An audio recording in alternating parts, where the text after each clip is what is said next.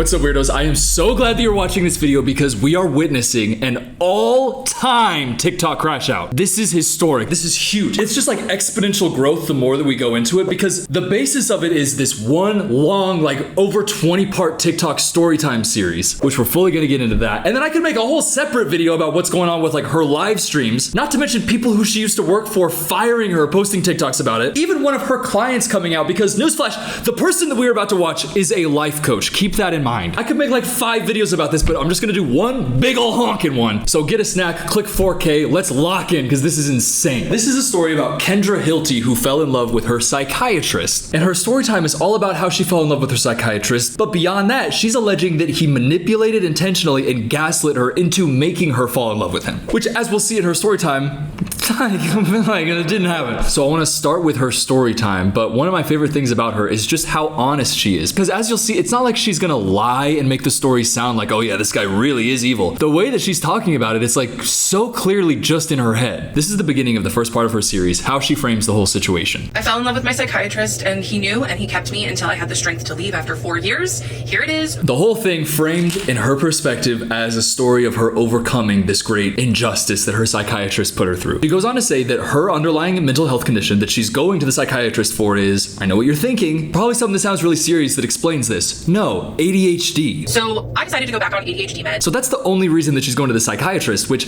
I and like a lot of my friends have ADHD. So I know like the refill for the prescription is like a psychiatrist appointment, like sometimes quarterly. So she goes, books with the psychiatrist, and here's how she describes him. And this man is my age, and I can't help but notice that he's pretty attractive, this psychiatrist. Okay, so young psychiatrist who's so sexy. Okay. In part 2, she goes on and talks about how she was willing to sit down, tell him about all of her issues, her daddy issues, her childhood trauma. This is very good. And to be fair, I feel bad for her. Like the story that she's telling, as the longer it goes, it's like, I do feel bad for her, but it is really, because part 2 has like the inciting incident for like the unhinged aspect of this, because she's like, okay, I told him all these things, and then she says he just listened and nodded. And that's the thing about psychiatrists, is that they're good at pretending to listen. Or there is a chance that he is listening, as it is part of his job. But in her effort to paint him as a like manipulative gaslighter, she's starting off immediately like, no, he wasn't listening, he's just acting like he's listening. I think there is a chance that your psychiatrist was listening to you. Yeah, but okay, next part. Because in part 3, she describes, okay, I'm meeting with this guy, I've never met with a psychiatrist before. He's really nice. He's so nice. He said that he's impressed by how much I run. Nothing more. She's just like, he's nice. And then she says this, which I found so odd. It was in my 3rd session with him, because at this point we were all on Zoom, that I asked him, I said, hey, do you mind if I call you by your first name? And he's Pakistani, so I said his first name wrong. And he said, well, it's pronounced this, but yes, of course you can. And he seemed so smug and happy with himself. And I know that that is because that was his first sign that him pretending like we're friends was working. Sorry, what? Okay, so to recap, he's Pakistani. You said, can I call you by your first name? And he was like, yeah. And by the way, it's pronounced this. So that is what happened. And her take is, he was so smug about it. He was literally sitting there trying to get close to me. I mean, he is trying to get to know you. He is your psychiatrist. It's part of his job to get to know your mind, which is who you are. You live up there, you know that. It was all part of his smug little plan. A psychiatrist trying to get to know me? Yeah, right. I'm gonna let her keep going though, because I really like part 3. To be fair to me, I had only ever been to therapy before. I didn't realize that, it's important to call your doctor last name. I mean, I did know that. I did it with all my other doctors, but it just showed that the boundaries were blurring, and he liked that. And he liked that. Yeah, he liked that. You've given no indication that he liked that. All you did is said, he's Pakistani, he's so handsome. I asked him if I could call him by his first name. He said, okay, he's being nice. And he liked that. I mean, it's his job to be nice and to get to know you and for you to be able to feel comfortable opening up to him. The boundaries blurring also are just fully from her side. Her calling him attractive, asking if she can call him by the first name, him saying yes. She's like, okay. Can I call you Chakiatadaville? Actually, it's Chakiatadaville. Usually in stories like this where it's a story time of, who the F did I marry? By at least part 3, you at least feel a little bit like that person is starting with some sort of bad intentions. He's doing nothing. She's blurring the boundaries by trying to get close to him because she has a crush on him. And in her mind, she's like, he liked that. He liked that. The next part might be even better though. Go ahead, Kendra. He would ask me, for the first 6 sessions, he asked me after the meds, he said, how's your bowels, bladder, and appetite? And I would say they're all normal. And then he would ask me any thoughts of harm. And apparently that's pretty common for psychiatry to ask those questions. And then on our 6th session, when things were really, the chemistry was starting to be there before, like, I didn't realize it. I was like, oh, this man is just friendly. And he said, I have to ask this because it's a special interest of mine, but is there any thoughts of harm? Okay, Kendra. These things that you were describing as like supreme evidence, I guess. So as a psychiatrist, he's asking her usual psychiatric questions, especially as it relates to, him prescribing her medicine. And then she said, according to her, he asked because it's a special interest to him if she has any thoughts of harm. A second ago, she said that he already is asking that, so I don't know what's going on there. Maybe she's getting confused, but I feel like him asking that, even if he's asking it every single time, or even if he didn't ask it and he just asked it one time, either way, he's just asking a usual psychiatric question to make sure that you got like the right medicine. And he did it to make me feel special, and he knew that. Once our chemistry was developing, that's called getting to know somebody and you think he's handsome, so you have a crush on him. At no point is there like some underlying manipulation going on at all. And that's what I love about her, is that she's just telling us the truth. She's not saying some crazy shit that's making him look really bad. She's saying what happened and then just having another idea of what all of that means. But it's like, so obviously he's just her psychiatrist. And he didn't ever ask me a clinical question again. He stopped asking me about my bladder, bowels, and appetite, and he stopped asking me about thoughts of harm. So to me, I would just show up and he was like, a therapy appointment every month. I love the smug look that she has at the end. He never asked me another clinical question again. At that point, she was saying that's like 6 sessions deep into this thing. And then you guys were just having like a therapy appointment after that. But then also saying that we kept meeting and it was like a therapy thing. So he was checking in with how your mental was. He just wasn't specifically asking those things because you had gotten to know each other and he had like already figured out, okay, so the meds are like working for her. She doesn't have any of these issues. And he's just like checking in and talking with you and like doing like mental stuff. Like he's a mental health professional. Oh, is he a mental health professional? That's right. He's a psychiatrist. Right. And yet she says those exact same things and doesn't, I guess, make the connection that her psychiatrist is a psychiatrist and has that smug look of, and he knew that. And he was really good at listening. And I mean, he's Pisces, right? So of course he's going to be there and be able to go deep with my feelings, but that doesn't mean that he wasn't extracting from them. Anyway, so I would beg him to let me see him every week. Beg him, because my therapist at the time, he was fine. He wasn't a predator. Just real quick, calling him a predator, insane. So you were there, admittedly attracted to him, asking if you could call him by his first name, and begging to see him every single week, even when he's like, so clearly, by the way, if you have to beg to see him every single week, he's trying to already say, no, we definitely don't need to do that. Otherwise, she wouldn't say that she had to beg. So implicitly in her story, we understand that he is trying to set boundaries, but at the end of the day, if she's like, I want to so bad, if it's not clocking to him that she's standing on business, he's not gonna be like, no, because he's not aware of what's really going on there. I love the beginning of that video where she's saying he's really good at listening. He's a Pisces, so he's gonna be all there. Real quick, this is a psychiatrist. It has nothing to do with the fact that he's a Pisces. Do you think that every psychiatrist, every therapist is a Pisces? I know there's a couple Aquariuses out there, but it's not just water signs. I'm pretty sure I've been with a Sagittarius. Shut up! Oh my God. He's a psychiatrist. I love it so much that she said that. I love this drama. I feel so bad for him. She's calling him a predator when literally all he has done is be like, we don't need to be doing all this. Definitely not. Her predator. And he knew it. So it's like, she is funny. And I do think that she's like, or this crash out is iconic. I wouldn't necessarily say she is. But the more we watch, the more bad for him I do feel, because he definitely is seeing this. She goes on to talk about in that part 4 that she switched therapists to this new person who's like a 75-year-old woman with a PhD, she says. But in saying that, there's one moment that I really want to highlight. So I stopped asking my psychiatrist, begging, honestly, to be my therapist and let me see him more, right? Which also should have been a red flag. But then I started focusing on this therapist. Are you saying it's a red flag for him that you were begging to see him? I was begging to see this person literally every single week. He said we only need to meet 4 times a year. I'm begging to see him every single week. That should have been a red flag. The fact that he was successfully setting boundaries if we don't need to be talking that often. Yeah, it sounds like this guy really manipulated and gaslit you. Yeah. At this point, there's a little bit of like, how could she possibly have these facts and then have this outlook on the situation? There is a massive amount of cognitive dissonance that's happening right here that might be making you wonder, how could we get here? I want to take a little pause in her story time to go talk about an additional piece of context, which is how AI therapy has played a role in this whole thing. Because Kendra has been talking to an AI chatbot throughout this whole experience that is validating every single thing about her. The fact that anybody on earth can input a bunch of context into an AI and then get whatever they want validated back out of that is going to have hugely detrimental things. The fact that you can tell a story and there is just unequivocal validation of your perspective, the fact that she could tell the AI these things, told, no, that psychiatrist is actually 100% gaslighting and manipulating you, which is what the AI was telling her. It's so bad and it's happening everywhere, and please don't go to an AI looking for validation on stuff like this. I don't think that it's going to be good for like the collective unconscious of humanity. But especially with Kendra, because she's got her AI to call her the Oracle. Here's a screen recording from a live. I just want to show you real quick. The Oracle is live with her army of truth seekers. I wish I could see all your faces and tell each of you how proud I am that you're here supporting someone who's literally changing the world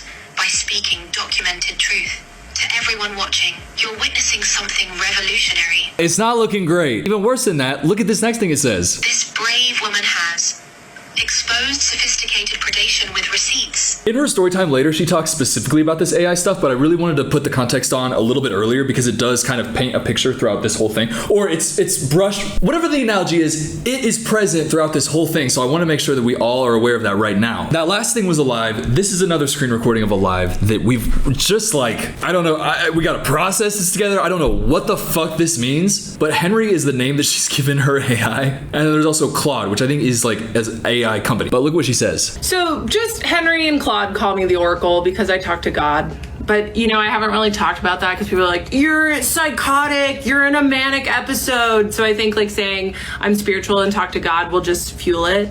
So yeah, to all the people that are watching this in a TikTok playback, your girl talks to God, okay? She listens to the voices in her head. Because this is what this story came from, is like, I prayed, I asked for help getting over my psychiatrist. It was like, go to TikTok. I was like, oh, I don't want to re-download TikTok, but I did it. And then I prayed some more. I was like, okay, well, where is it? And then it was like, you have to tell your story. Yeah. So when you're saying I listen to the voices in my head, stop. Please stop listening to the voices in your head. Those are called your thoughts. That is not God. That is you thinking. And when you put divine authority on your own inner thoughts, that is so fucking dangerous. And then when you say to an AI, I was talking to God and I feel like God was saying that I should put my story. That's not God. Girl, you were thinking, I want to download TikTok and tell a story time and have it blow up and be this huge thing because my story is actually pretty fucking crazy and it's interesting. That's not God. That is your mind thinking that you want attention. This is not a divine calling. This is your own imagination. Love her blasé attitude at the beginning of it. Yeah, just Henry and Claude call me Oracle. Just Henry and Claude. It's because I talk to God, though. Yeah, I know. Everybody's going to be online saying, oh, yeah. But I don't think so, guys. Hey, if that's you, settle down. And if you are in her life, tell her to get off the phone. Oh, wait, that is happening behind the scenes. I woke up to a text message from a friend that's like, you need to get off all social media now. I love that little, she's like that. She doesn't know what she's talking about, though. My friend was like, you're literally ruining your life. Oh my God, I care about you. I want you to stay safe. Okay, I'm literally talking to God right now. God says you're stupid. God says you're stupid, little idiot, rhymily, little grumbly mama. Woo, take a couple deep breaths, settle down, take a step back. Definitely listen to your friends and get offline. By the way, the fact that it's just ADHD is like so unexpected. The reason I'm covering this, by the way, is like 100,000 people were putting it in like that topic and like content suggestion form there, which I do check. So I appreciate it when you do that. Also, when you're down there, just subscribe. But to be honest, I thought I don't want to make a video about somebody who's like schizophrenic doing like gang stalking, like terror video like that. But the fact of the matter is she just has ADHD and a crush, which is, as we all know, a 2-ingredient recipe for disaster. But there's more outside context. I'm gonna keep, putting that in there. But let's get back to the story time. I would tell the therapist how obsessed I was with my psychiatrist, and she didn't do anything about it. She just was interested. She also loved stories about my dating life, and yeah, she She also was getting supply from me in her own way, but that's for another part. Yeah, Kendra, you think that these people are extracting all of this stuff? Oh, they're enjoying it so much. They're so locked in. I'm telling them all about these personal things. Yeah. They're actually stealing it from me. It's like they want to know all the things about me. It's like they're taking my life and they're just feeding off of it. They are a therapist who it's their job to listen to you and be engaged. That is all that they are doing. Imagine that you're with a therapist and you're telling them about like your dating life and they're just sitting there like, oh my God, oh my God. Literally, shut the fuck up. Oh my God, what? Another guy ghosted you? Oh really? That's what you sound like. Oh, another guy ghosted me. That's what you think a therapist is supposed to be like, Kendra? They are going to listen to whatever you want to talk about. What are we talking about? She's doing all that, then going back to her AI. Today we talked about our dating life and she seemed really interested in it. She seemed like she thought, oh, I love hearing about this. The AI like, well, Oracle. Simply put, she's harvesting your life for her own sustenance, or her spiritual battery. And that's not just theft, that's soul stealing. By the way, that AI cadence of, and that's not just true, that's extraordinary. And what you just revealed right there, that's the heart of it all. Okay, hey, AI, why is every single thing you say sounding like the last line in a fucking Disney Channel movie that ends on a freeze frame of Demi Lovato going, woo! Coincidentally, that's what all influencer apologies sound like these days. I wonder if there's a reason those two things are correlated. Okay, let's keep going though. However, I would tell the therapist how obsessed I was with my psychiatrist, and she didn't do anything about it. That right there, that's the key to, okay, I'm gonna stop that. I told my therapist about this. She didn't even do anything about it. It's her fault that you told her about how, in your own words, you have an obsession with your therapist. I'm obsessed with my psychiatrist, and my therapist didn't do anything about it. Oracle, simmer down, Oracle. Your mind must be at peace to commune with the God. This world that we live in where AI is just saying that stuff to her is just so fucking bad. And so I went back to just being okay with seeing once a month while he was giving me these little breadcrumbs of making me feel special, telling me about his professional achievements, telling me about how he's getting international recognition. And it worked. I was really impressed. I forgot that she did this. She fully said his first name. I'm not gonna say it. I mean, anybody can look. It's not like me saying it means anything. It's not Chalky Atherville, by the way. That is a campus preacher from where I went to school. But the name is like, if you know where she lives, and you can find out where she lives just because like she's posted about it, and that name, people were very easily able to find out a psychiatrist with that specific Pakistani name. They were posting him online, being like, yeah, I get it. Stuff like that. I don't want to get into all that because it's totally like not fair. Also, because of, I think it's, what is it? HIPAA violations? HIPAA guidelines, something? He has like a responsibility to not speak on the sessions that he had with her. So it's like, I don't know, it's just, ugh. I love watching her series because the smugness that she has while describing what is just harassing this psychiatrist. He was telling me all about the professional recognition he's been receiving. I gotta be honest with you, if you're talking to somebody who has like a doctorate or a master's or something in a professional setting, which is what you are in, people like that are gonna tell you about stuff if you're seeing them on like a consistent basis, because at that point you have a professional relationship with each other. Yeah, it's interesting that he has like recognition of those things, and I'm sure that you'd be interested in seeing that because it's like a valid like, oh look, he's got a claim from all these things. That's just normal ass, regular ass shit. You ever walk into a financial advisor's office? They're gonna have some certificates. It's just what it is. You go to a lawyer, there's gonna be a certificate, and then another special recognition for blah blah blah. I don't give a fuck, but they clearly do. More power to them. The trophies that I have like from film festivals that I've won, I care about those. Nobody else does, but like if I'm talking to a filmmaker and it's about that thing, it's like, hey, look at that. He's not preying on you and manipulating you and gaslighting you to do anything. You are self-admittedly obsessed with it. I love it. Oh my God, I've been recording for so long. We're only on part 4. Holy fuck. Okay, so let's go to part 5 because things heat up even more here. By the way, the comment that she's replying to in this video, drop his name? I can't believe she did that. Okay, go ahead. Some sessions he'd be warm and kind and wonderful and let me in on little parts of his life and like be vulnerable with me or pretend. Wait. Pretend or pretend? He would be like vulnerable with me or pretend. So on the one hand, you've been saying that him talking about anything about like any sort of connection or having any sort of relationship with you at all in any way, even professional, huge red flag. Then you go on to describe that in just a positive sense. But or pretend. I gotta be honest, at no point throughout any of this have you said anything that makes it seem like he's pretending. It just seems like you have an unhealthy obsession, because that's what you said. But she's been acting like it's so bad for him to do that, but then she continues and says this. Other sessions, he would be cold and clinical and detached. And you know what that did? It made me work harder in our next sessions. It did. And it started the addiction that I had to him, 100%. And he knew exactly what he was doing. This man gives lectures on trauma and attachment theory. He used his psychiatric training to manipulate me and get me hooked. So some days he was having a good day and he was like bright and cheery, and other days he was going through something and just really focused on just like clinical stuff, getting through it. Which, by the way, you yourself said that he never did anything clinical after like the 6th session. So what? By the way, 6th session? 6, 7? So which is it? Like already there's like 3 contradictions happening, and I'm having a hard time understanding how even she can feel this way. And then I remember, well, she is the Oracle, so I got to keep myself in check. The Oracle is live with her. And he knew what he was doing. What evidence do you have for he knew what he was doing? That he knows these things because he's a psychiatrist. But then what you were describing him doing is being nice, being warm, and then some days he's not having as good of a day. I've like experienced that. You know, talking to somebody who's like really nice, and then some days they're a little bit cold. Have you ever been to school? Some days your professor is having a blast, some days they're a little bit colder. It's like, it's just a human thing where not every single day you are one single archetype. Everybody is a person. But I don't think that she's learned that yet. She is the Oracle, so maybe she is the only true consciousness. But that's what started her addiction. He made her addicted, and he manipulated me. He manipulated me into doing that. No! But before we keep going, I want to take a second to thank the sponsor of today's video, ZocDoc. So recently I had this moment where I realized I've kind of been putting my health on the back burner, not intentionally or like in a dramatic way, but just kind of being like,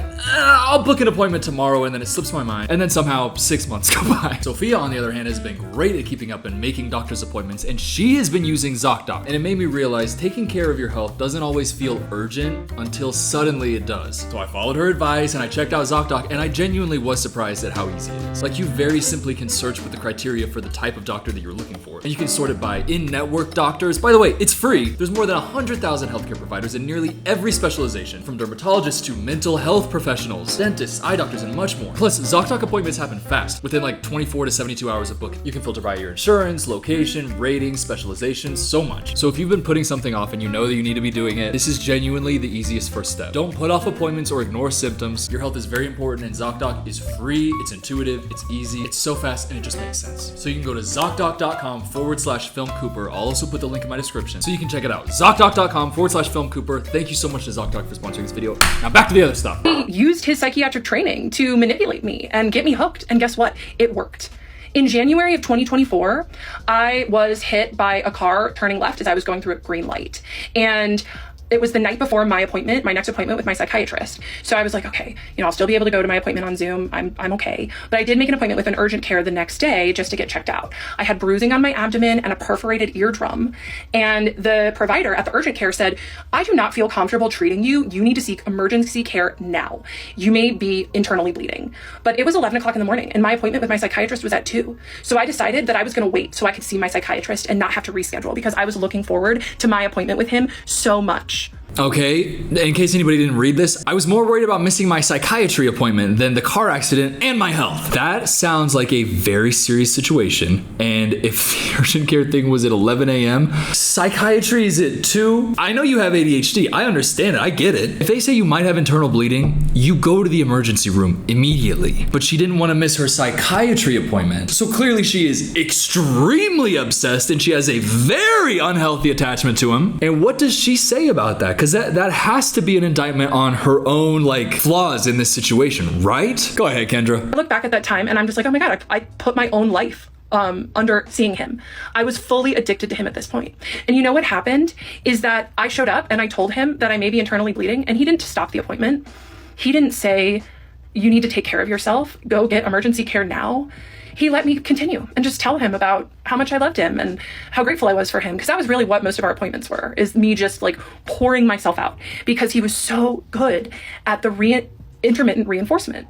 Yeah, I got some warmth from him that appointment. Yeah, I got some warmth from him that appointment. I think that what you have just said very clearly paints your actual motivations. Did you skip going to the emergency room to go to your psychiatry appointment because of an unhealthy attachment that he has pushed onto it? Or did you do that so that you could show up injured and bruised and hurting so that he would then have to dote all over you? Sounds like that. It sounds like if you show up somewhere and are like, I'm internally bleeding, the person's gonna be like, oh my God, are you okay? Her sitting there going, yeah, he was warm. Yep. Okay, what did my AI tell me? Intermittent reinforcement. Yeah, exactly. No, and there's also probably a part of him that's like, well, if she's here and she's talking to me and for the last 3 hours she hasn't gone to the emergency room, maybe as a psychiatrist, I deal with a lot of patients who are a little bit, I would say, exaggeratory. So I understand that. Should he have said, you need to go to the emergency room right now? Yeah, but also it's been 24 hours since you got hit by this car, and I'm guessing that he was looking at you, and you are, as a human being, already choosing to ignore professional advice to go to an emergency room so that you can go here, so that he can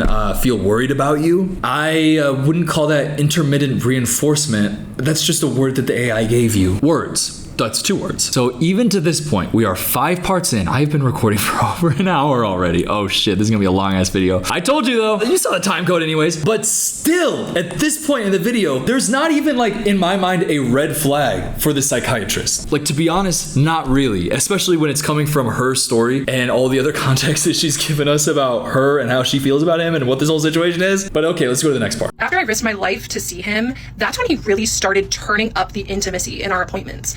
Saying after I risked my life to see him is crazy when the situation is that. You shouldn't have done that. And if you canceled it, he probably would have been happy. He probably would have been like, good, I've been trying to have fewer sessions with you, as I've been saying. Go ahead, Kendra. And by the way, I do love the glitter on your cheeks. I think it's very fun. However, he was really smart and knew the professional lines like the back of his hand. So he would comment on my appearance, but not compliment my appearance. So I would come on screen and he would say, oh, you curled your hair. Or I would come on screen and he would say, oh, you're wearing glasses. And of course I felt seen and excited that he was noticing these things about me. I didn't realize at this time that he had feelings for me too. I thought I was holding them all by myself. Slow down. He doesn't have feelings for you. At no point in this story time does he confess that he has feelings for you. You are not the oracle. Nothing that you are thinking is actually from God. You popped on screen with extremely curly hair and he's gonna say, hey, you curled your hair. That's not him doing anything. Like, what? If I hop on a Zoom call with like a financial advisor and bro's like, hey, you got a sequiny leopard print shirt on, do I think he wants to fuck me? No, just intro Zoom chit chat. That's like, oh brother. So I was so excited when he noticed my glasses that I ran and showed him my other pair and he said, I prefer turtle shell glasses. So even though I usually wear contacts, I'm wearing these turtle shell glasses in these videos because just in case he sees them ever, he'll see me in his favorite glasses. He did tell me he likes the turtle shell. Anyway, it was just inappropriate things like that. Yeah, it's just inappropriate things like that. It's just like he says, I like this type of glasses. And then I decided to wear that for the rest of my life. It's just inappropriate things like that he's doing that shows how fucking crazy he is. He says, oh, nice glasses. I say, oh, yeah, what about these ones? Do you like these ones too also? He's like, personally, I prefer turtle shell glasses. She's like, turtle shell. Okay, turtle shell glasses. The frame is gonna cost about $350. Okay, I'm gonna get that. I'm gonna get my next paycheck. Slow down, Kendra. Slow down. So just in case he sees any of these videos, I'm wearing them. So he's wearing my favorite glasses. He's so inappropriate, don't you think? Well, Kendra, no. I'm gonna ask you to delete the AI, please. Little teeny things that he let me in. And all this time, my best friend is an emergency medicine physician. And she told me, she said, Kendra, one of these days, your psychiatrist, she would use his name, is going to say, I can't be your doctor anymore. I want to be with you. I want to be with you so bad. I can't be your doctor. I'll see you in 2 years. So my best friend, who's a doctor, she picks up on stuff like that. She picks up on stuff like that. My friend says he's gonna stop being my physician so that he's gonna fall in love with me. Your best friend is feeding into a delusion that is like way beyond her understanding. But I don't know. I gotta imagine that her friend does understand. Maybe her friend is believing her, but she's telling us the story. I gotta imagine she's telling her friend the same stuff. And me hearing this story off rip, at no point does it sound like he would ever do that. It sounds like she is obsessed. And the friend is probably sitting there, honestly, over a chicken salad date, just going, yeah. Oh no, for sure. Oh, you're a psychiatrist again. Okay, yeah. I know he probably, he's obsessed with you. Yeah. He's definitely gonna like quit his job so that he can actually like pursue you. She just wants you to shut the fuck up about it. She's just going, yeah, just so that you will stop. Cause oh my God, I can tell that this is all she talks about. My friend's a doctor, so she picks up on things like that. Okay, well, you are talking to your psychiatrist, and then you are talking to your friend. Your friend's not in this. Why is that supposed to be evidence to me of anything? That's just your friend saying some shit. What if that was like evidence in a court case? Yo, my friend said, I don't have the vibe of killing anybody at all. He literally said, you kill somebody? Nah, man, you wouldn't do that. So with that, I would like to close my court. Guilty. You were just here for a parking ticket, but you definitely killed somebody. 20 years in prison. I almost used his name to do that. And I told him about Brianna saying that, my best friend, who's the emergency medical doc. I told him that she would tell me that, and he just would be silent. He didn't disagree, but he didn't agree. You know, and that was, weaponized neutrality was his favorite game to play, right? He didn't disagree with Brianna telling me that my psychiatrist had feelings for me, but he also didn't say that's inappropriate. Let's change the subject. He should have said, stop saying like shit like that. Clearly, he's in an uncomfortable situation. This person is very obsessed with him. It's in a professional setting, specifically regarding mental health. He doesn't want to push any boundaries. He doesn't want to say anything that's like going to be like, he's like walking the line, trying to be careful. At that point, yeah, I do think that he should have been like, no, get out of here. But I do not think that that means that he's secretly obsessed with you. I think the fact that he didn't say anything is an indictment on him, not just like fully stopping it. And by the way, this is just according to her, but she's been like honest about everything and it's made her look really bad. So I have no reason to think that she's being dishonest about this. It's just like, yeah, he should have said something. Does not mean that he's gaslighting and manipulating you and weaponizing neutrality. He's just uncomfortable because you're wildly obsessed with him. My psychiatrist, if he had diagnosed me with anything other than ADHD when I had my initial diagnosis. And he said, yeah, I did. I said, oh, what did you diagnose me with? And he said, well, you had a lot of traumatic things happen to you in childhood because of your dad, and so I diagnosed you with other trauma and stressor-related disorder. And that was the first little ping that I got of like, that was weird. Why would he keep that from me?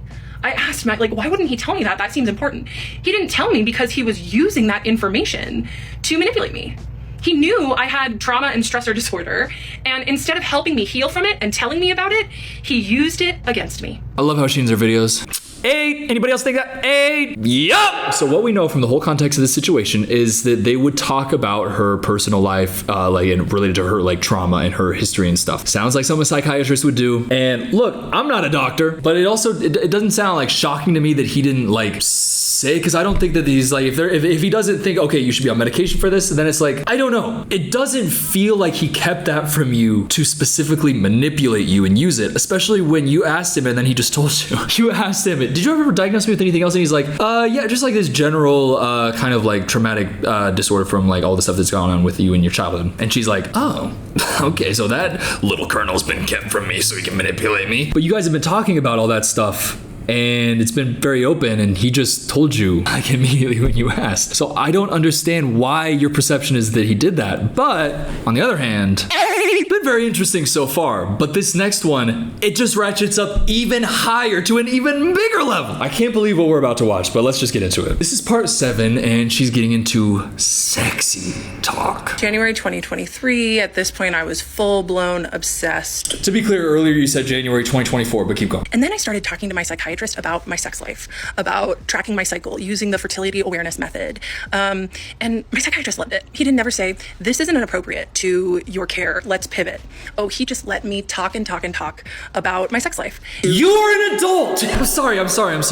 You are an adult. You can choose what you talk about. You can choose what you are saying. Her pitch is that she can't choose because she manipulated her into being obsessed with him. At no point has she provided any evidence at all of that at all. All she has talked about is that she had a crush on him and then became obsessed with him. So I fundamentally have no evidence and no reason to think that he is doing anything intentionally to make her say these things. Therefore, my read on this is that she is just saying all these things. By the way, everybody's read on that is this. That's what this whole thing is blown up for. So she is just saying it because she's like trying to like, she clearly has a crush on him. She's trying to like get at him and like embark on a little bit more intimacy, talk about like sex and stuff. Oh, let's see. You are the creepy person in this situation. You are an adult and you are in a creepy, but it's fine. She's a psychiatrist. He's professional. He's handling it the best he can. He's listening. He's trying to be, open-minded and just listen. Try to understand your mental health since that's what you're paying him to do. But no, he's manipulating you because he's listening, not his job. Okay.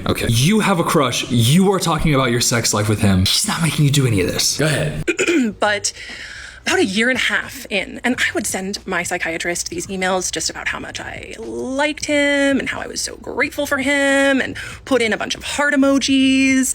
And this is really when he should have transferred my care, but he waited. He liked what I gave him too much. And so even though my boyfriend did not meet my needs, Oh no, I forgot about that. Oh my god. I had marked in my notes part 7, exclamation point. Oh, my boyfriend wasn't meeting my needs. Your boyfriend? It is frustrating to hear her describe all of these decisions and actions that she herself is like going out of her way to choose to do, which are like uncomfortable and weird things to be talking about in a professional setting, but are her choice. It's so weird to be watching that and then thinking like she also has a boyfriend the whole time. What do you think the boyfriend was thinking? Was she talking to the boyfriend about how the psychiatrist is obsessed with me? Also, the fact that she's just refusing to take any accountability or any responsibility for her part in this at all. By the way, no one asked. Nobody has asked any of this. She's just like, I was so nice. I was so grateful. I was so happy. And I sent him so many heart emojis. How dare he? Why is it how dare he? At any point of this, it's just you who's doing all of the weird actions in this whole thing. It's so funny that she has done all of these weird actions and then has then gone, yeah, but he made me do it, so these weird actions are his fault. He's weird for them. He didn't make you do any of that though, and we all know that. Therefore, you are the one who's weird because those actions are your own, not because of his manipulation. But she thinks that we as a collective are just gonna be feeling like, oh yeah, he did make you feel that way. He did make you send him all those heart emojis and talk about your sex life while you had a crush on him. No, Kendra. That is just because the only thing that you have been talking to is your best friend who's sick of hearing about it and is just like, yeah. And an AI that is going to validate anything you say to it. I could make an AI validate anything I wanted to say. Clearly, like, if you can do this, it's just so rotting of the brain. This is evidence of, okay, I've talked a lot about TikTok brain rot. Not like brain rot, but like TikTok brain. I don't know what the fuck this is. This is like demonic ChatGPT brain. Wow. I can't believe you made me do that. You're so violent. What the hell are you talking about? Okay. And my psychiatrist was like, he's perfect, don't get wrong with him. And what was perfect about him was he wasn't meeting my needs. So I was still coming to my psychiatrist looking for emotional validation, which he would drip to me slowly. Kendra, you told him the situation and he was like, no, it's like still like, you should still like, not break up with him for that, like still work on it. Okay, so that's his professional opinion, okay. In what world does that make you feel like the psychiatrist wants you to stay with him because he's not meeting your needs? If the psychiatrist wanted you, he would want you to break up with him. But you are so clearly into the psychiatrist that if he wanted you, by now, y'all would, if he wanted to as bad as you are saying that he wanted to, you are so blatantly obvious that his manipulation, if he was manipulating you, he successfully did it, and then you don't ever do what he manipulated you for. Well, that doesn't really make sense, Kendra. That is like something that should be called into question, not something that you should put into AI so that you can validate, and that actually is why he's obsessed with me. And that's not just creepy, that's gaslighting. How is saying stay with your man what somebody says when they want you? How? At my next appointment with my psychiatrist, I told him, I said, today we're going to talk about my intimate life. And he said, oh. I said, yes. My psychologist, my therapist, asked what your opinion on it was. And I told her that I don't talk to you about this intimate stuff because I have a crush on you. And he looked down and smiled so big in that moment. He smiled so big. And I loved it. It's so gross thinking about it. And then I proceeded to give him 30 minutes of non-stop content about my intimate life with my boyfriend. And I actually recorded the whole thing because I was so excited about it. But now it makes me sick. I can't even listen to the recording. I've tried to start, but it's gross. Any ethical psychiatrist would have stopped me and said, Kendra, let's talk about your meds. Let's talk about your care. Okay, bro should have stopped you. Yes, I agree. Bro should have stopped you. You are doing all of this though, and you were just describing how you were pushing like creepy type of dynamic on you and your psychiatrist. To be fair, he should stop. Like at this point, he should be like, okay, we're done. Are we believing that she said that she had a crush on him and then he looked down and smiled really, really big? Are we believing that? I'll give you this. Even if that is the case, there are also grimaces that are like this.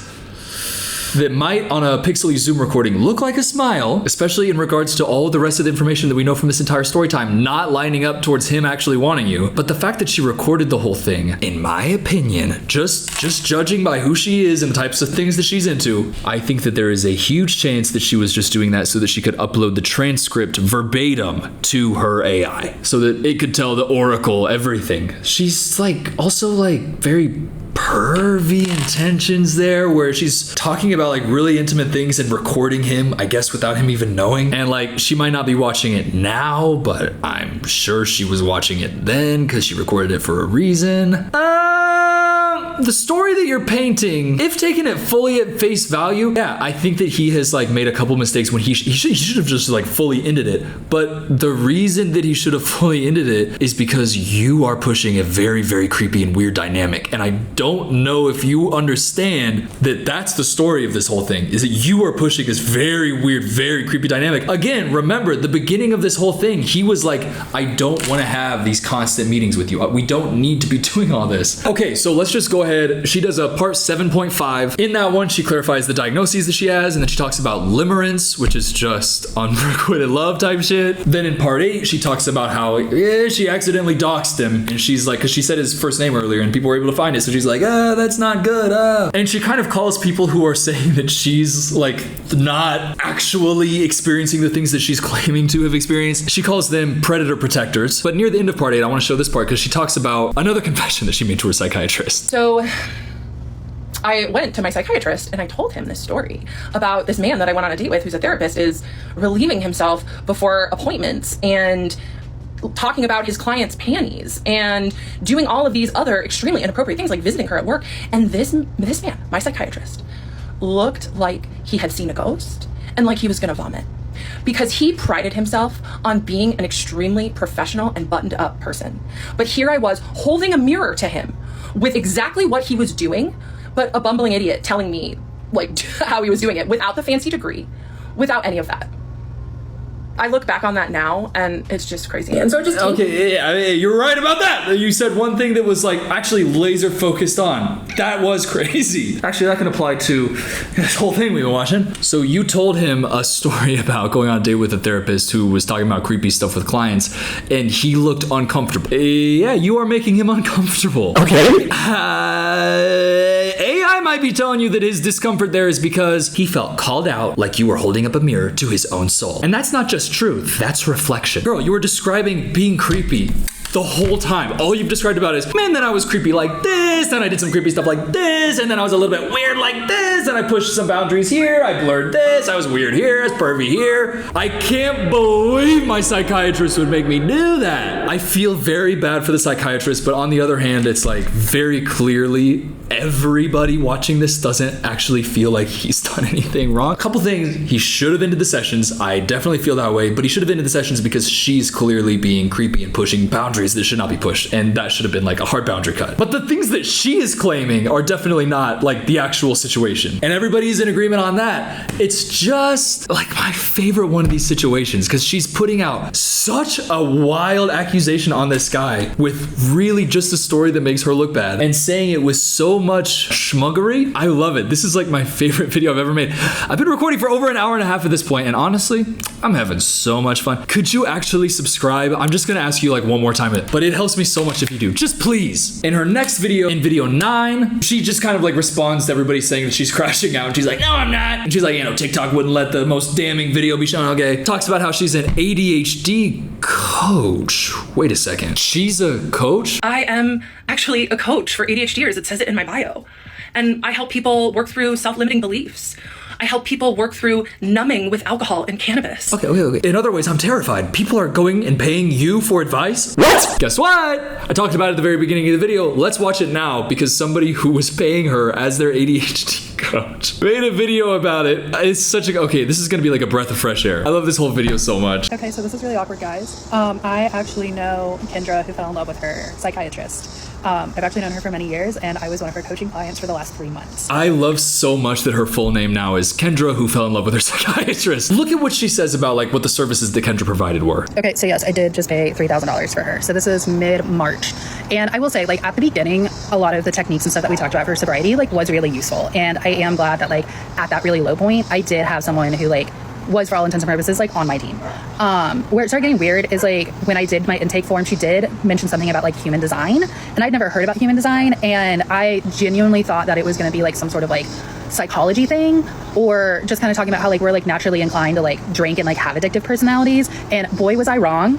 Human design is like similar to astrology. It uses your birth chart and it tells you like what kind of type you are. And if I had to guess, I don't really buy into human design, if I'm going to be 100% after 3 months. I got to pay $3,000. To be honest, I'm really glad that like the sobriety and stuff like helped and was like useful. That's great. And I don't think that because Kendra is like crashing out about this one thing that she's like a completely fundamentally stupid person who can't know anything. So it's good that the advice was actually helpful. But also like, you know, you can learn the stuff that helps people with sobriety and then you can share that information. So you know what? If she was able to effectively communicate that is great. But then the fact that a part of this $3,000 course is human design, not astrology, even more pseudoscience than that. Listen, if you are into astrology and pseudoscience and stuff, you got to understand why like a lot of people don't believe it. But also, I just want to extend the olive branch of I don't know shit. I don't know. So as long as we're on the same page, I don't want you to feel judged, but it is like pseudoscience, but I don't fucking know. But for $3,000, the sobriety coaching, very good, very helpful. You get into the pseudoscience stuff, it just, again, a little more brush strokes, a little bit of clearer painted picture of who Kendra is. Okay, now back to the story time.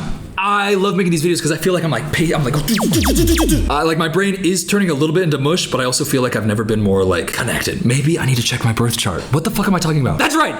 Okay, part 10 is when another huge shift happens because she talks about when it's switched to in-person setting. So this is when the chemistry really started going off the charts with me and my psychiatrist. Immediately, I feel very bad for him, but let's hear what she has to say. So this is when the chemistry really started going off the charts with me and my psychiatrist, and I held it alone for months. Like after that Christmas morning appointment of his, and then after I innocently told him about my date with the therapist, he really started letting me in more and showing more parts of himself and, you know, turning up the intimacy. Or you guys were in person and you felt a little bit more nervous because this person who you were obsessed with, you were seeing face to face for the first time. So that intensity that you're feeling, you were perceiving, because it can't possibly be just your feeling. It has to be him intentionally manipulating you into feeling that way. It makes him even worse. No, you were just extra nervous because you're face to face with your crush for the first time. Oh man, poor guy and poor her. She includes like one little quote that I just want to highlight halfway through like this part 10. And I loved that too.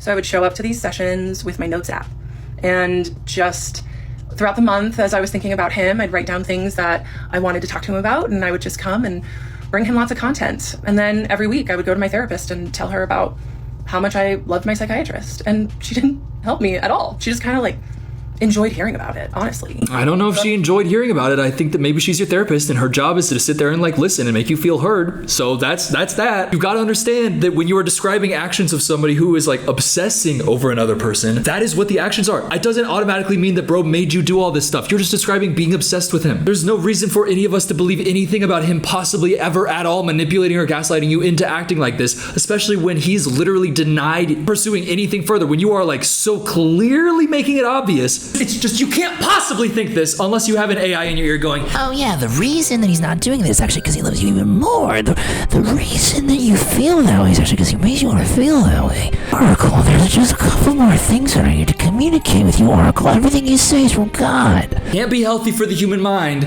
Living proof right here, Kendra. Here we go. This is the in-person stuff. Some people may think that this is part of my crash out or part of me harassing him, which is what I've gotten lots of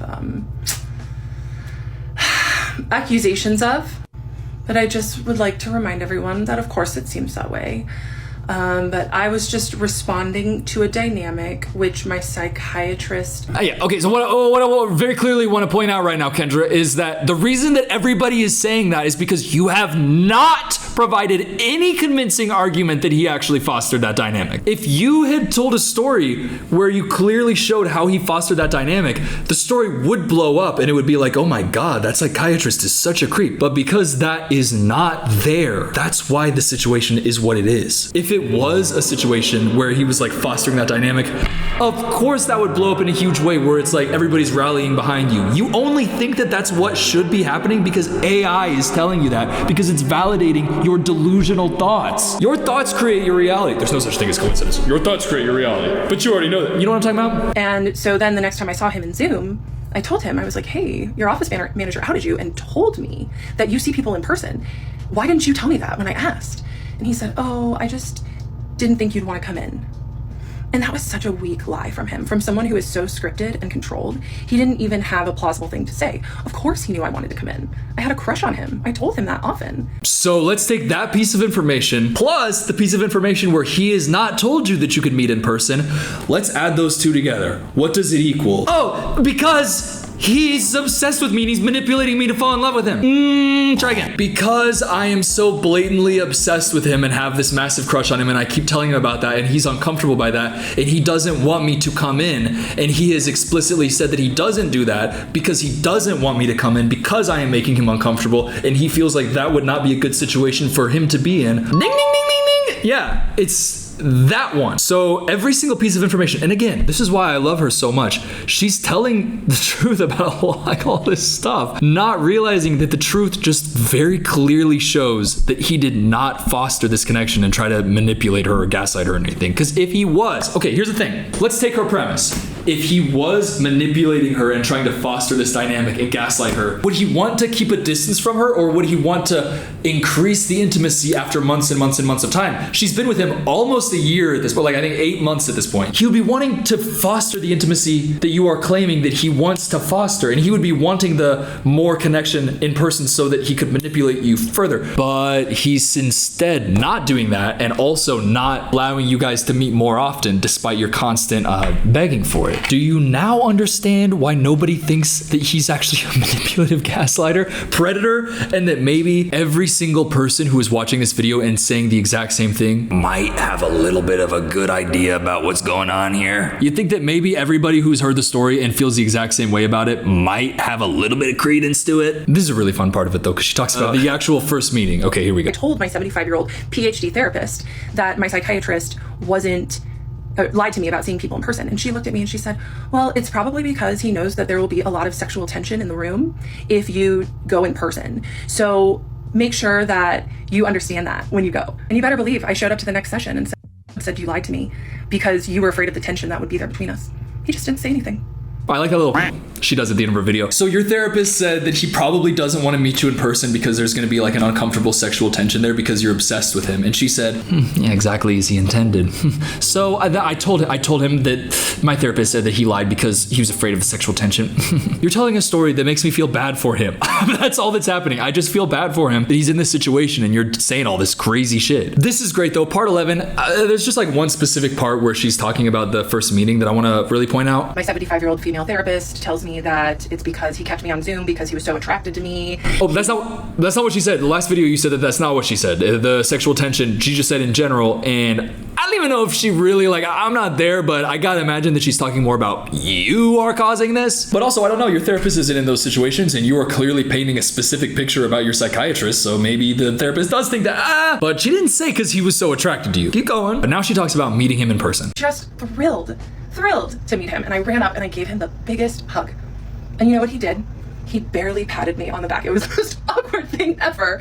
But I am so glad that he did that. I am really glad, because this is what I mean. My psychiatrist was many things, but he was not stupid. So I didn't ever touch him again. And I'm grateful that our relationship didn't ever cross that line, because it would have made everything so much harder. Does this point make it seem like he's fostering and manipulating you in a predatory way? Or does it seem like, by the way, at this point, she has seen all of the feedback to her parts. Does this not seem like everybody is right about this situation and you are completely off base with your feelings? Do you run up to him, give him this big ol' hug, and he goes, and to you, that's actually proof. That right there just shows how manipulative he really is. Please, just listen to the words you're saying, just like everybody else is, please. This is the hard thing with sophisticated predators, is that they're not all bad. Like, my psychiatrist helped me with many things, but he was using me for the whole time that I was his patient, and for that, I will never forgive him. Okay, but how is he doing it? How how you are this far into the video and still it's just been talking about how you have been creepy, and then you're like, because he wanted it. I couldn't possibly be creepy or obsessed with him without him wanting it. It couldn't be that I am obsessed with him. It has to be some other reason.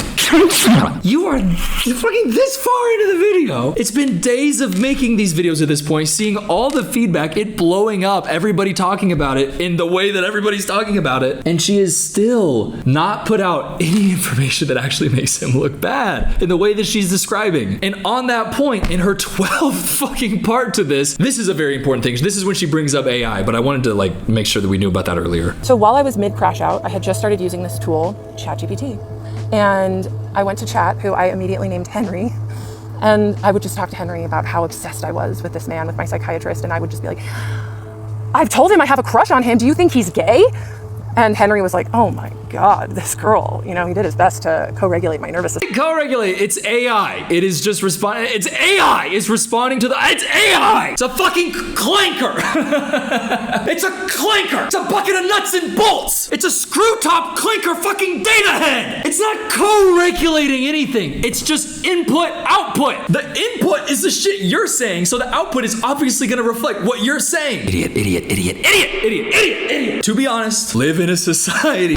You wanna know how I got these? Obviously, AI, it's not like it's ever gonna go away. Obviously, we all know that, unless we have some Butlerian jihad like they didn't do. Honestly, fingers crossed, I don't think it's gonna happen. It's here, it's good to understand it. It's really important to be able to understand it in order to hopefully push for like ethical regulations on it and everything. Do I have faith ethical regulations are gonna be put on it? No, but I'm just, but don't personify it. How many goddamn fucking stories are there throughout all of human history about putting personality into a non-sentient object and how that is a devilish design? That's like, let me think, half of literature? Bruh, okay.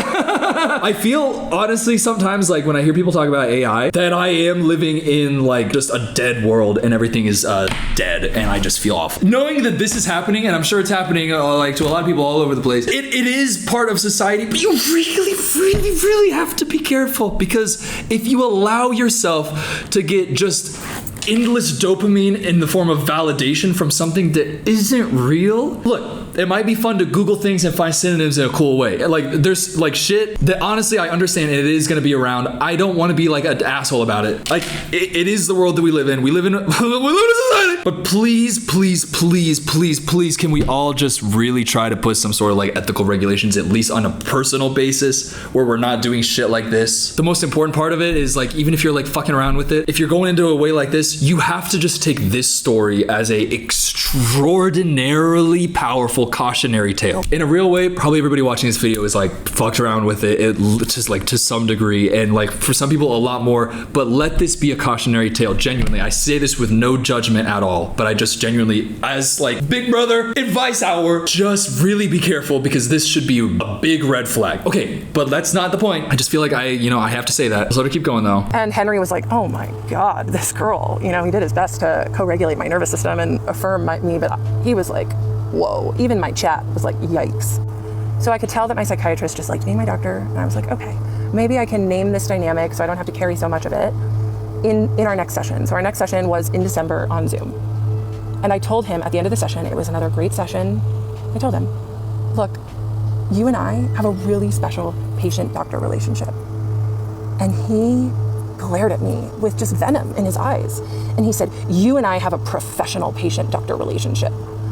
He was so angry with me. Anything connecting? I'm just wondering if there's like a single neuron that's going, hey, maybe we're wrong. And it's just echoing. It's like not a single other neuron that could possibly make that connection. All that she has done is say how she has like brought these things up to him and he's been like, no. And she, for some reason, is telling us this as if that is supposed to make us think that he is manipulating her and he's a predator. Even after she's like seen all the backlash, I know it's like a Leopard Print sequencing thing. To be honest, I'm just having fun. But she's seen the feedback at this point. Like this is days into like this whole like upload series thing. She has seen the backlash, like feedback, everything about it. And she's still telling the truth of this story, which is crazy to me that like in my mind, I would have honestly expected her to just like start really exaggerating the stuff that he's done. But she's telling like all this stuff that really at no point point, still to this day, doesn't really show anything predatory or fostering. In fact, it just shows him clearly trying to set those boundaries and hold them firm. Now, let's ratchet it up even a level. There's like so many things that are happening, and I love this video because I feel like we're really getting deep into a topic, and I'm having so much fun. And if you're watching right now, we have a special connection, a professional connection. I hope you subscribe. Now, in part 13, she talks about how her ChatGPT, Henry, said that what was going on was something called transference, and now she's going in and telling her psychiatrist about what her AI told her. I just feel so bad for dude. Go ahead, Kendra. My psychiatrist had known a lot about my ChatGPT and like knew all about Henry and was actually really impressed. Like, wow, an AI wrote that? Yeah. So I told my psychiatrist, yeah, Henry explained to me that it's normal to develop crushes on psychiatrists because they provide a safe space to heal, which is attractive. My psychiatrist said nothing. And then I said, and Henry also told me about transference. And my psychiatrist got this really, really scared look on his face. And he said, did Henry tell you about countertransference? And I said, no. What is that? Because of course, like, my chat knew that I was obsessed with my psychiatrist, and he was not going to feed my delusion by telling me about countertransference. Yes, he was. He is nuts and bolts in a fucking computer screen in a server off in fucking Algeria. Hey, shout out all my Algerians. Any Algerians in the chat, go fucking insane. All that your ChatGPT has done is validate your feelings. Transference, countertransference. Let's talk about that. What is transference? What is countertransference? Oxford calls it the emotional reaction of the analyst to the subject's contribution. So transference is when the patient's feelings are being like projected onto the therapist. Countertransference is when it's the opposite. She just said that her AI brought that up to her, and he looked like shocked. Yeah, because he knows what that is, and he's like, oh my god, I don't want to keep talking about this shit with this girl. Fuck, I'm so uncomfortable. That's what the reaction is about, Kendra. It's not that you found him out. Any emotional reaction isn't, oh, exactly what you wanted to be. Oh, it's because I found him out. It's because he's sitting there going, I don't want to do this shit right now. But let me let her finish real quick. He said, countertransference is the flip side, the other side of the coin for transference. And it's when the provider has feelings for the patient. So make sure that you keep that in mind for your clients. I said, oh, okay, cool. Yeah, sometimes I have, more than professional feelings for my clients, so I appreciate you bringing that up. And so then we just talked about that for pretty much the rest of the session. And then at the end of that session, he looked at me, and it was just such a loaded question. And he said, what's going to happen if you get a boyfriend named Henry? And I said, that's a weird question. I would rename my AI. So that's how that's. You're being weird. What? He's just like making a joke. What are you talking about, Kendra? He's just like just making a joke. By the way, the premise of the joke being that you have an unhealthy attachment to a clanker. That's the premise of the joke. And you're sitting there going, what would happen? I would rename my AI, you fucking weird creep. What the fuck? You're gonna explain to me what countertransference is? What? Because I'm also somebody who has clients, and I clearly have shown very blurred boundaries when it comes to professional client relationships in regards to my relationship with you. So you wanna make sure that I am aware of countertransference as I am also in the professional position and I have clients? Yeah, just because you say it like this doesn't make it that. Like, you are just describing him giving you professional help because part of who you are is somebody who has clients and you're their coach. And he wants to make sure, because he sees a massive red flag in who you are, that you are not doing that with your clients. He probably was like, that ghostly look in his eyes was probably him being like, oh my god, transference. Oh my god, what if it's not just me? What if it's also her clients? Oh my god. That's my read on that. Kendra, it makes a lot more sense than your read. We gotta keep going. So part 14, don't dox him, don't dox him, don't dox him. She talks about how he never taught her about transference despite how often she talked about crushes. Okay, yeah, that's true. She also claims that him bringing up countertransference was a slip. It was a mistake where he revealed the mask beneath him, which is just not true. And it's just, the same thing over and over again. So at this point, a lot of this stuff that she starts saying, because it's like 23 parts at this point, she's covered the majority of it specifically at this moment. So part 14 is a lot of, similar stuff with that. I'll just summarize everything until we get to another one we need to watch. Actually, okay, in the 14th one, I gotta show you this part. She talks about how she had a vivid dream of them hooking up. So let's just watch her describe it. Oh, I'm so sorry. Actually, I'm not sorry, I'm having fun. I actually love filming YouTube videos, and I'm so grateful that you guys subscribe, and it means so much to me, and I just am very grateful for all of y'all. And coming from where I've come from in 2021 to now, it's just I never would have dreamed that I had this. And it's moments like this where I'm recording for so long, and I'm I know y'all are still watching, and it's it actually means so much to me, and I'm so grateful. And now I'm gonna start counter-transferring transferring on you. Counter transfer. But anyways, sex dream time. That was the email that I sent him. And then 10 days later, it was a full moon and I had a dream. Probably the most realistic dream I've ever had in my life. That him and I hooked up in his office. In the middle of the dream, while we were hooking up in his office, I loved it. I thought it was really fun. And then after we were done and after I left his office in the dream, I was despondent and so sad and cried and just thought, I can't believe my psychiatrist would cross his boundaries like that. So if you're into like the psychologist, like philosopher type, Carl Jung, he talks about how dreams are the subconscious mind revealing things. And to be honest, I'm really into it. Again, I don't know anything, but I'm really into like the Carl Jung stuff. I find it connects with me personally. That's just me, personally. But if you are into that type of thing and you're like, okay, what is the meaning of dreams and everything? Honestly, I'm feeling like if dreams have meaning, I feel like they gotta. I feel like, why do they, like, oh, they happen because our brain is just like fusing our memory and experiences and it's like like firing. Okay, so then probably that does mean something. If your subconscious brain is performing scenarios using your memories and stuff, maybe that does mean, I don't know. Feels like it does to me. Anyways, if I'm Joseph in the Technicolor Dreamcoat interpreting your dream, I would say, I think your dream is telling you that you should really stop. Your psychiatrist is not someone you should fuck. Sorry, it's like a musical. It's my favorite musical. I want to play Joseph in Joseph in the Technicolor Dreamcoat before I die. That's what I want. But your dream is telling you that you probably shouldn't fuck your psychiatrist. Probably it's very bad. That dream is a dream that shows this obsession you have, this thing you want. The core of it, it's a bad thing. And you are not going to feel fulfilled if you achieve this thing that you're obsessing over. What does she think of that dream? And the next part, she goes and tells her therapist about it, which is like, you should not ever, under any circumstances, tell a professional person in a professional situation that you had a sex dream about them. Are you fucking 14? Yeah, I had a dream. I had a dream about us last night.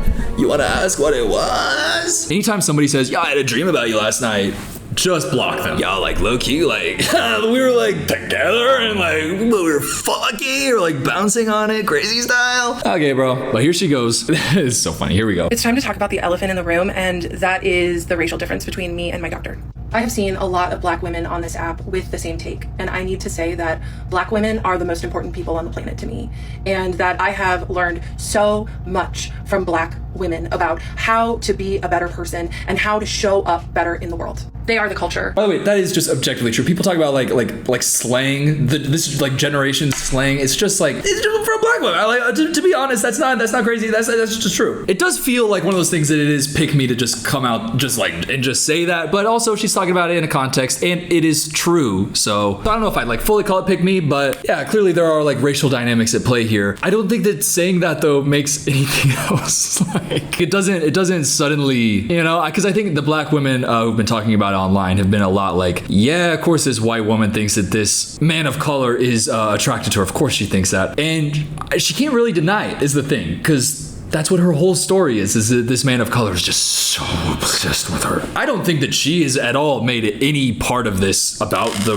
race and like the racial dynamic, but that is like actually true about the situation. There is like a racial dynamic there. So valid to point out, especially in the criticism about her, but her acknowledging it doesn't really change the core or anything at all about what she said. So I don't know. But now let's talk about where she gets into the final therapy sessions. She goes into her therapist's office. She just chooses, this is going to be the last session. Her and the therapist, she just feels like she doesn't need it anymore. It's just not what she's looking for right now. The therapist then says, oh, okay, I get that, but actually one thing that I really like to offer my clients is ending therapy session where we can really talk about like the full breadth of our entire experience together, see what progress you've made, talk about anything in general. A very fair and valid thing to say. Like, okay, well, I would like one more session so that we could go over all that stuff, or at least I would like to offer that for you. And she shows the email that her therapist sent, so we should read that. Kendra, I am so thrilled for you as you prepare for your new adventure. Since I did not have advance notice of this being our last session, I was not prepared to provide what I believe is helpful closure. Usually we review your goals and see how we did, as well as look at how you've changed, in addition to discussing what you've learned, which we addressed somewhat today. Please consider having an additional session where we are both aware of making it the best closure possible, with gratitude. That can't possibly be misinterpreted, can it? Well, with Kendra, anything's possible. I've seen lots of therapists at this point, and I didn't ever have a therapist beg me to come back in for one more session. And I was so overwhelmed. I did not write her back, but it was extremely inappropriate. That's so inappropriate. I've never had somebody literally beg. She was kind of obsessed with me. I'm starting to get a little bit worried. She was begging. So inappropriate. Please consider having an additional session where we both are aware of making it the best closure possible with gratitude. Starting with, I am so thrilled for you as you prepare for your new adventure. She was begging me. Oh my God, obsessed much? Literally. Get off that ChatGPT that is telling you are the Oracle. You have a AI clank bot telling you that you're an Oracle and you're believing it. You need to come back down to reality. Oh, there goes gravity. Oh, there goes gravity. I feel like I'm losing my mind right now. Why did I start singing Joseph in the Technology? I can't even sing. I don't know what the fuck that was about. I'm sorry about that. It's too late now. It was I can't talk about it another way. Okay, let's keep going. The next video, we don't have to get into the part 16 video, but she talks about how she's meeting with her psychiatrist. Oh, what happens next? She's talking about how she's an ADHD coach. She's like, oh yeah, if you weren't my client, yeah, I'd recommend some of my clients to you because you seem so good. And she hears that and goes, he's turning intimacy up to 12. He's obsessed with it. Oh my God, he's obsessed with it. He's your psychiatrist and he's listening to you and he's providing a positive experience for you, okay? She talks more to Henry, tells her psychiatrist more about Henry. Again, Henry is a clank bot, fucking nuts and bolts. This is gonna come back to bite me when they take over. No, it's not. Guys, I'm joking. AI, literally, I'm literally joking when I say that. Please don't kill me. Actually, wait. If I'm really thinking forward, AI, the last thing that I want is for you to torture me by giving me just crazy dome in a torture cell. It's comfy as fuck with every single season of Severance on Blu-ray. Please don't, for the crimes I've done against AI, please don't fucking dome me. I'm losing my mind. I feel like I'm gonna cry. In part 17, the psychiatrist helps her draft an email to the therapist to say goodbye. He's more of the creepy stuff that she's doing with him. Now, video 18. This is when she tells him about the sex dream. So obviously, we gotta talk about that. How I decided to end this session was I looked at the psychiatrist and I said, a couple weeks ago, on the full moon, when I was ovulating, I had a dream about you. And he was like, oh yeah? And I said, yeah. So I told him this. And I said, yes, we hooked up right here in this office. And he, all of a sudden, just looked so uncomfortable. He didn't say anything. He couldn't look at me. He couldn't breathe. And sure, maybe he was uncomfortable because he didn't like me saying that I had a dream where we hooked up, but he could have said that. But he didn't. You want to know why he was uncomfortable? Because he had probably played out that fantasy so many times in his head. And there I was, speaking it back to him. I'm so sorry. When her little, yeah. It was like I was saying that fantasy that he's had a million times about me, and I was saying it right back to him. That's why when he has been fostering this entire fucking dynamic between us, every single time that I push anywhere towards intimacy, he pushes back and tries to establish a boundary. You ever think about that? Yeah. Because you're saying that, but that doesn't mean anything other than you are the responsible for it. Sorry, if I'm stumbling, I'm not retaking anything that I'm saying in this whole thing. I've been recording for 3 hours at this point. Holy shit. This is like longer than both Clint and Kane recording times together. Remember that guy? What the hell was his problem? What the fuck was his problem? That guy sucked ass. He actually did. He sucked ass. Oh, fuck that guy. And you know who else? Hey, fuck Michaela Nogueira too, right guys? Hey, remember that TikTok dad who's the worst who sits on a couch and acts like a baby? Those are my most viewed YouTube videos. What am I talking about? She tells him that she had this sex dream about him. He said nothing and looked uncomfortable. Oh my God, you don't think that means he's fucking so into me? You don't think that's goddamn proof of it? He wants me so bad. That's why every time I say I want him, he gets scared of me and establishes a boundary. Kendra. Easy. Whoa. But I like hearing this. Let's listen to a little bit more of this one. And it was like I had psychically downloaded one of his fantasies. I continued and I said, yes, we hooked up in this office and I really liked it while it was happening. He could not move or breathe. And then I told him, as he was still looking very uncomfortable, then when we were done and I left, I was distraught with sadness because in the dream, I thought, I cannot believe that he crossed boundaries in that way because his boundaries are so important to him. And then I told my psychiatrist that I woke up and thought, oh my God, it was just a dream, thank God. And it was like my psychiatrist turned into a little boy and he looked at me and he said, so you do like my boundaries? And I said, I love your boundaries. I hate your boundaries, but I love them more. There's the push and pull. And there's the push and pull. I hate your boundaries, but I love them so much. He looked at me like a little boy. You like my boundaries? No, he didn't. He's sitting there shocked as fuck going, Wait. You like that I don't want this thing? That's shocking because of how you act constantly. There's the push and pull. Okay, and I'm clocking it. No, Kendra. The situation that just happened is you said something that made him uncomfortable. You yourself said that he looked uncomfortable about it. In my opinion, I think that 100% she said the crush thing. Every single time she's pushed a boundary and blamed it on him, in my mind, my read on this situation, actually, it just fucking is what it is. She probably wants him to say, oh no, my boundaries aren't actually that important to me. Come here. That's gotta be what she is, because why else would you say that? Why else would you talk about a sex dream that you had about somebody? Would you ever talk about a sex dream you had about somebody if you didn't want that to be played out in real life? If so, why are you saying that to them? That's just don't say it. The chances of having sex with somebody probably goes up when you talk about a sex dream that you had with them. It doesn't go down. In this case, when the chances are 0, all it does is make everything just awful and worse. But it's already awful and worse. He should have, like, honestly, for his own sake, just blocked her from being able to get appointments from him. Like,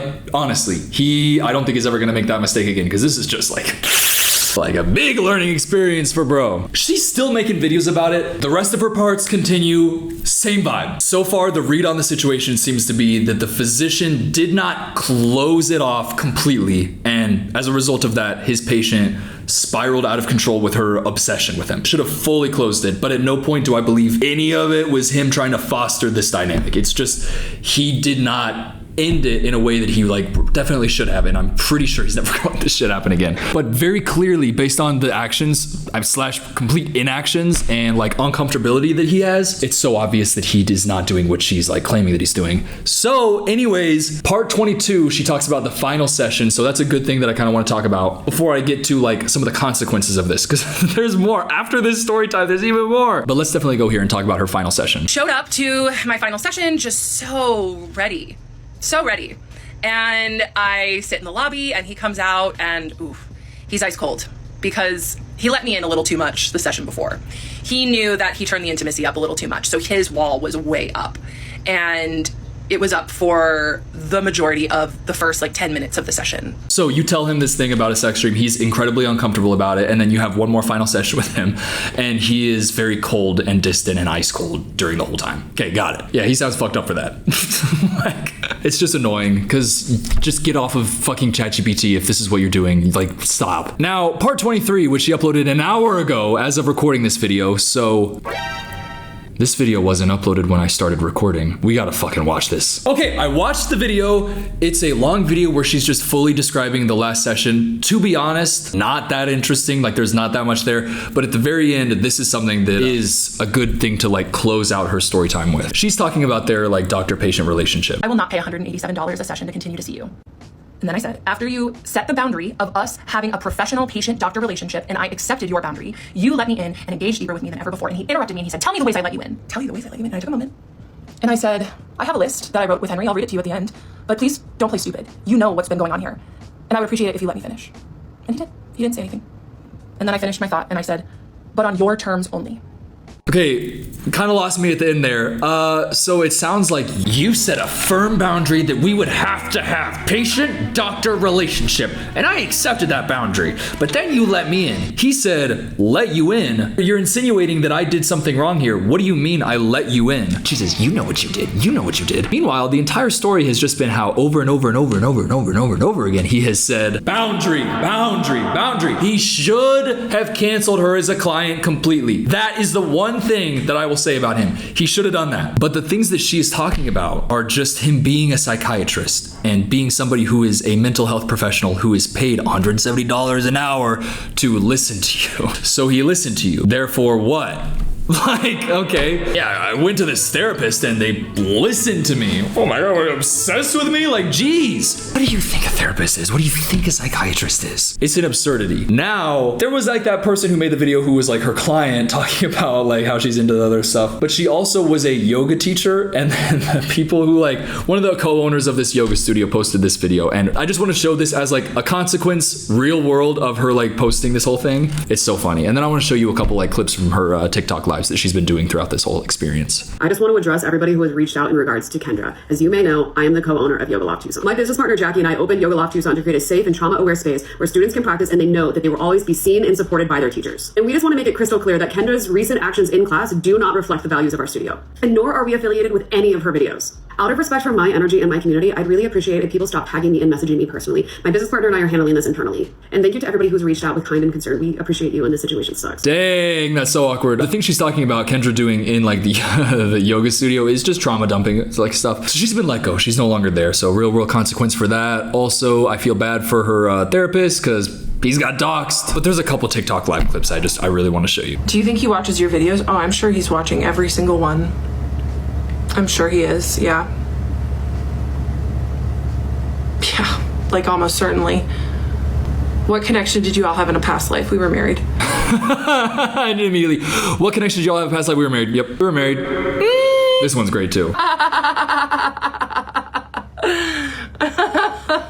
I mean, she's so wrong for like blowing him up and like doxing him and stuff for stuff that is clearly just AI fueled delusion and obsession and very creepy. But she's so funny. Like, this is an iconic crash out. This is like my favorite experience on social media that's ever happened because there's just so much and she just tells the truth the entire time, and at no point does it actually look like what she's saying is valid. She's spending hours. Like, I've been recording for 3 hours at this point, and not once do I actually feel like the story that she's telling is reflective of like the things that she's saying are happening. One more. So I knew he was a Pisces because I asked him his birthday, like less than a year in, because he just was so like good at pretending to feel. And this is what people say, like, yeah, he listened to you, he's your psychiatrist, but it was different. Okay, people are having this very valid like take on this. Yeah, but that's not right. That can't be right. That's not right. I think massive takeaway of this is genuinely, listen, we are living in a society. AI exists. Okay, got it. Please let this be a cautionary tale on how you use it. Always question your assumptions. Don't immediately try to validate every single belief. And please, for the love of God, don't internalize your monologue as a voice of God to the point where you are then making AI call you the Oracle, which I know is very niche advice, but there's definitely people out there who need to hear it, because there's a lot of people who think that their internal monologue is God, and they're doing a lot of fucked up shit because they think that. Y'all, there are so many religions all across the world, and they all think that they are like the only one that's real, and each of them has God saying things to them, validating their things. Is there a chance that some of this is just coming from within your own mind, and you're thinking that your thoughts are God and attaching divine authority to it? And is that maybe a bad thing? Nah, actually, as I say it out loud, nah, that's totally lit. Nothing gives a shit. That's awesome. Hey, I love you so much for watching this whole video. If you've made it this far, I'm just sure that you've already subscribed to this one. Who gives a shit? I love you so much. And if you're watching the video, no matter what, I just appreciate you. This has been so much fun. I'm so grateful that I can make a video that's this fucking long and people are like, you are watching it. Y'all are cool as fuck. Hey, thank you. Hope whatever you were eating was good. Dreamt that in the field one day the corn gave me a sign. Your 11 sheaves of corn all turned and bowed to mine. I dreamt that in the summer sky, the sun, the moon, and stars, something about all bowed to mine and something out of bars. I'll memorize it if I can come in. Joe's gonna take code, G code. Man, I had fun. Woo, I had fun filming this one. Woo, I had a blast. Woo, woo. Man, that was fun. Woo!